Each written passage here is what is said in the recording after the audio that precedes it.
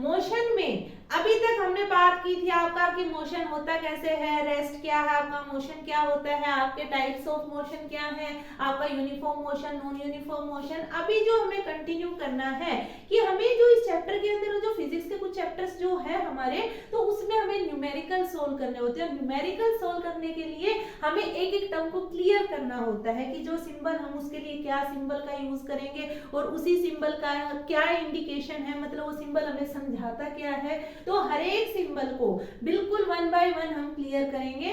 सबसे पहला जो सिंबल हम यूज करते हैं डिस्टेंस के लिए, डिस्टेंस के लिए हम किसका सिंबल यूज करते हैं, उसको रिप्रेजेंट किया जाता है एस से। तो डिस्टेंस क्या था, जो हमारा जो टोटल पाथ जो ट्रेवल किया किसी ऑब्जेक्ट ने, वो किसको रिप्रेजेंट करता था, आपके डिस्टेंस को।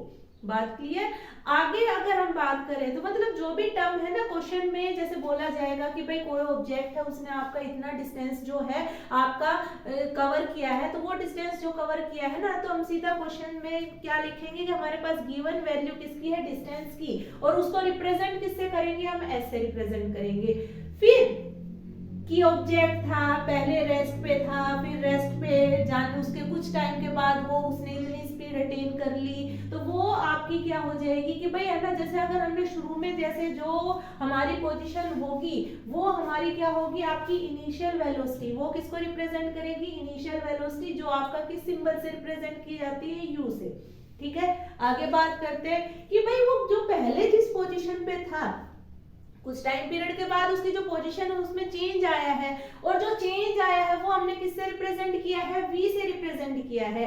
वो क्या कहलाती है, आपकी फाइनल वेलोसिटी। जो न्यूमेरिकल्स जो आएंगे, न्यूमेरिकल्स आपके इस फॉर्म में आएंगे कि भाई कोई ऑब्जेक्ट था, ऑब्जेक्ट ने आपका इतना डिस्टेंस ट्रेवल किया, पहले जो ऑब्जेक्ट था वो आपकी इस पोजीशन पे था, फाइनल पोजीशन उसकी ये थी। तो मतलब जो न्यूमेरिकल्स जो हम वन बाय वन जैसे एक एक न्यूमेरिकल में हम इन चीजों को क्लियर करेंगे।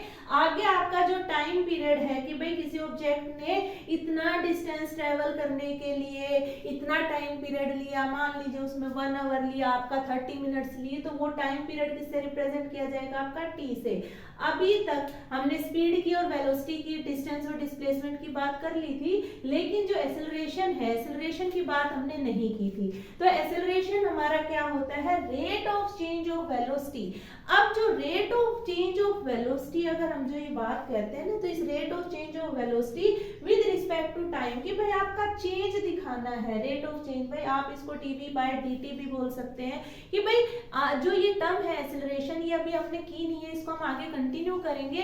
अभी खाली हमें काम क्या करना है, एक्सेलरेशन के सिंबल को डिफाइन करना है कि भाई हमें ये तो पता है कि चेंज होता है वेलोसिटी का किसके रिस्पेक्ट में, टाइम के रिस्पेक्ट में, लेकिन पूरा टॉपिक जो है अभी हमने क्लियर किया नहीं है। तो अभी हम खाली क्या करेंगे, एक्सेलरेशन के सिंबल से ही बात करेंगे। एक्सेलरेशन जो है आपकी किस सिंबल से रिप्रेजेंट की जाती है, आपकी ए सिंबल से। क्वेश्चन जो है आपकी इक्वेशंस भी बनेंगी, जो तीनों इक्वेशंस में आपका एक्सेलरेशन का यूज भी होगा, तो उसमें हम एक एक टर्म उसमें आपको अच्छे से क्लियर करके बताएंगे। नेक्स्ट जो है आपकी डिस्प्लेसमेंट, डिस्प्लेसमेंट, डिस्टेंस और डिस्प्लेसमेंट में हमने पूरा ब्रीफ एक्सप्लेनेशन आपको दिया था कि डिस्प्लेसमेंट क्या है, कि वो पोजीशन किसी ऑब्जेक्ट की, कि हम ये नहीं कह रहे कि उसने पूरा डिस्टेंस कितना ट्रेवल किया, वो हमारे लिए मायने नहीं रखता डिस्प्लेसमेंट में। पहले हम कहाँ थे और फाइनल हम कहाँ जिस पोजीशन पे पहुंचे, तो वो हमारा क्या कहलाता है, डिस्प्लेसमेंट। तो डिस्प्लेसमेंट किसको रिप्रेजेंट करेगा, आपका चेंज को, कि भाई इनिशियल ये था और फाइनल ये था, तो उस चेंज को हम किससे रिप्रेजेंट करते हैं, डेल्टा एस से। जो डेल्टा है ना,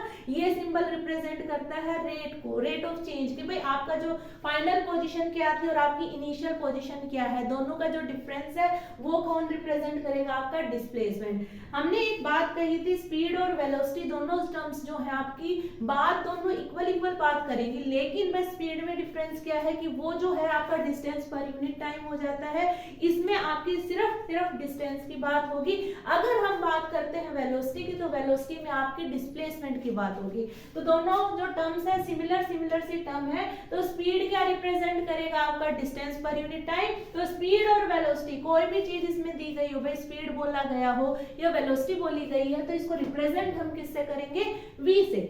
स्पीड का फॉर्मूला हमारे पास क्या था, speed is equal to distance by time. अगर हम वेलोसिटी की बात करें तो वेलोसिटी हमारा क्या था, डिस्प्लेसमेंट पर यूनिट टाइम।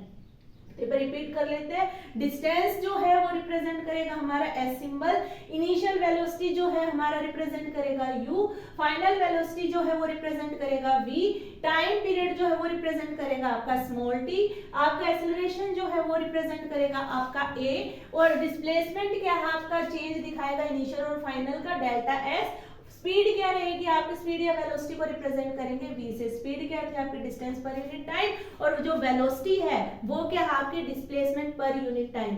जो ये वीडियो है इसको प्लीज प्लीज अच्छे से आप है ना जब समझोगे तभी, जो न्यूमेरिकल्स है न्यूमेरिकल से तभी आप गो थ्रू हो सकते हैं, नहीं तो आपको ये डाउट ही रहते हैं कि इनिशियल क्या है फाइनल क्या है। अगर हम रेस्ट पोजीशन बोल रहे हैं या आप है ना जैसे पहले जो वेलोसिटी दी गई थी या कुछ टाइम बाद उसको चेंज कर दिया गया, तो इन टर्म्स को तब आप तभी समझोगे सबसे पहले जब इन टर्म्स को, इनके सिंबल्स को आप समझोगे।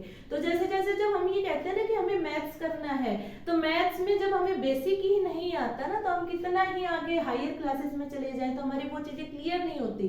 तो अगर आपको मोशन को कंप्लीट न्यूमेरिकल पोर्शन तक जब जाना है, तीनों इक्वेशंस को अच्छे से समझना है, तो बेसिक जो उसके लिए है वो आपको बिल्कुल अच्छे से क्लियर करना होगा।